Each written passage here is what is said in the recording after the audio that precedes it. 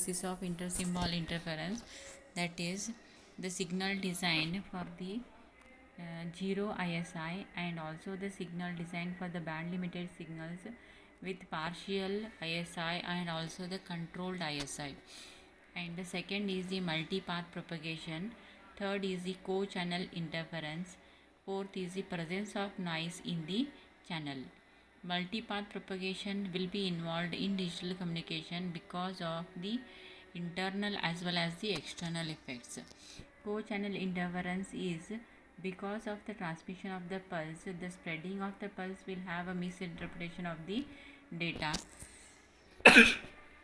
So that will cause one frequency band to intermix with the second frequency. So it will result in the co-channel interference.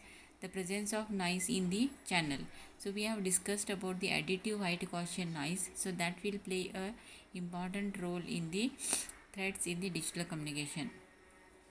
Now intersymbol interference, as we have discussed it in the digital transmission.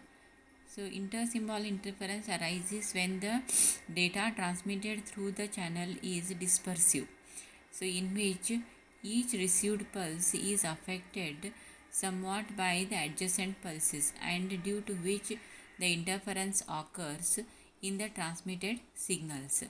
As shown in the diagram here, the data to be transmitted is 1011. This also we have discussed in the last class. So when it is transmitted through the channel, the pulse spreading happens and there is a mixing of the pulses happen, and overall the data which is interpreted will be the combination of the 1 and wherever the interpretation has to be 0, it may be considered as 1 itself. So that will have a misinterpretation and it will have a probability of error to be maximum. So it is difficult to recover the original data from the channel sample. So co-channel interference and adjacent channel interference over the communication system is due to multi-process techniques using the space, frequency and the time. So this co-channel interference occurs in the cellular radio, dual polarized microwave radio for the efficient utilization of allocated channels frequencies by reusing the frequencies in different cells. Multipath propagation. So within the telecommunication channels, the multipath of the propagation commonly occur. So in practical terms, it is equivalent to transmitting the same signal through the number of separate channels. So each having a different attenuation and the delay. So here consider the open air radio transmission channel that has three propagations, that is direct, earth, ground and the sky. So as it is depicted in the figure. So this is because of the multipath, because of the obstructions, the wave which is received at the receiver side will delay in the signal reception, and these delay because of the path which they are traveling. So multipath interference between the consecutively transmitted signals will take place if one signal is received with the previous signal and it is still being defected. Equalizers. So equalization is a process to remove the intersymbol interference and the noise effects from the channel. It is located at the receiver end channel. So that is, when we see in the diagram, data to be transmitted, it is passed through the filter and P of F represents the signal and the channel C of F, and the noise is added here.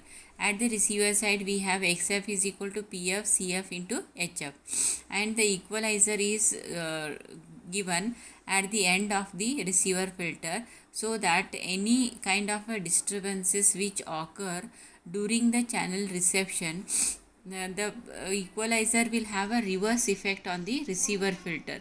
So it will try to equalize the amount of pulse which is being transmitted, so that we get the correct data from the transmitted bit. So it is an inverse filter replaced at the front end of the receiver. The transfer function of the equalizer is just inverse to the transfer function of the channel. Equalization is an interactive process of reducing the mean square error of the difference between the desired response and the output of the filter used in the equalizer. The types of equalizers we have: equalizers has two types, that is linear equalizer, non-linear equalizer. So linear equalizers aim at reducing the intersymbol interference in linear channels using the various algorithms like least mean square algorithm, recursive least mean square, and the normalized LMS. Non-linear equalizers equalize non-linear channels. They mainly use neural networks and the multi-layer perceptron algorithms for equalization. Linear adaptive equalizers. So an adaptive filter is a computational device that attempts to model the relationship between the two signals in real time, so in an interactive manner. As shown in the diagram here, x of n is the input and the adaptive filter is used. Y of n, suppose it is a received signal with the channel error included as E of n. So the adaptive filter, here the output is compared to the desired signal, and accordingly the parameters of the adaptive filter are varied, and so it is known as self-designing filter. So the applications of adaptive filter identification are used to provide a linear model for the unknown plant.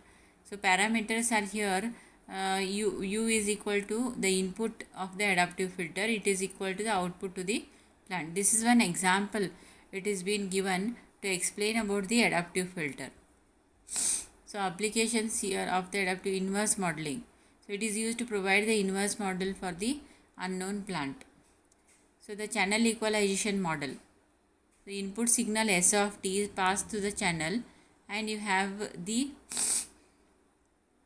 AWGN noise which has been added, and the adaptive equalizer is used, and it is passed to the summer circuit. And now the adaptive algorithm. So there is a delay introduced because each of the bit which is transmitted will have a certain delay to meet the Nyquist criteria, that is 1 upon 2w is equal to t, or w is equal to 1 upon 2t, or you can also write as t is equal to 1 upon 2w. So to satisfy the Nyquist criteria, so that we will be able to extract the information which has been transmitted, we have to pass the input signal through the channel and through the equalizer, and it will be compared continuously with the signal which is been received, and again the cycle repeats till we receive the correct bit of information. So stochastic gradient approach. So this